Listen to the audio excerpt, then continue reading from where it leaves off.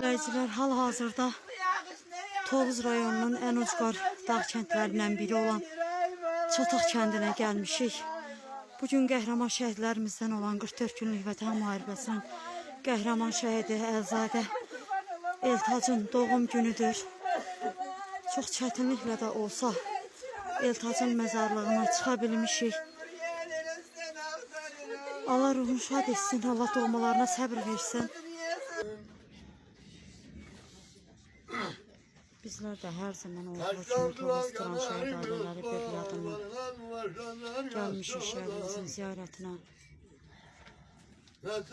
Allah doğmalarına səbr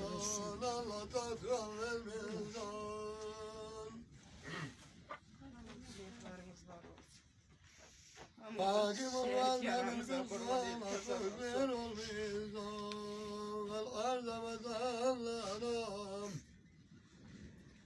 Ya vakiyatun Allah'u zatul ekman.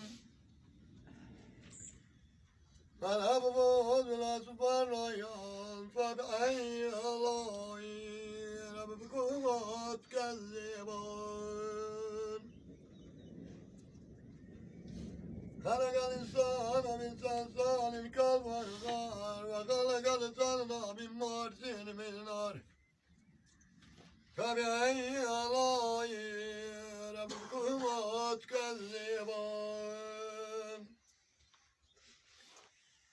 رب المغربين ورب المشرقين إبراهيم الحمد لله رب العالمين الرحمن الرحيم مالك يوم الدين إياك نعبد وإياك نستعين اهدنا الصراط المستقيم صراط الذين أنعمت عليهم غير المغضوب عليهم ولا الضالين بسم الله الرحمن الرحيم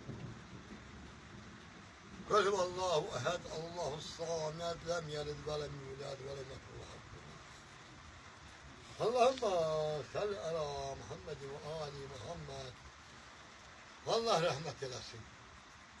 Allah bu hoşbakt günleri, bu azap günleri bize yaşadan bütün Azerbaycan uğrunda şehit olmuş balalarımızın ruhuna.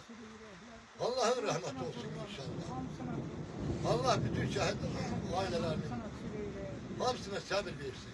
Amin. Her birinin önünde, atalarının önünde baş eğip, analarının ellerini öperek. Allah Teala'dan şehit ailelerinin her birinin valideynlerine sabır dileyirəm, sabır arzu edeyim. Sabırlı olarak her birimiz. Allah rahmet eylesin.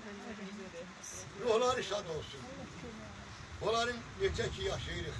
Biz onların qabağında borçluyuz ve öz borcumuzu yerine getirmeye senden başla layıkınca çalışmaya söz verirəm. Həmişə onların qulluğunda olub, həmişə heç vaxtı oxudum Qur'anı, onların ruhlarını nə ki eləmiş. Allah özü qəbul eləsin. Amin, amin, ilahi amin.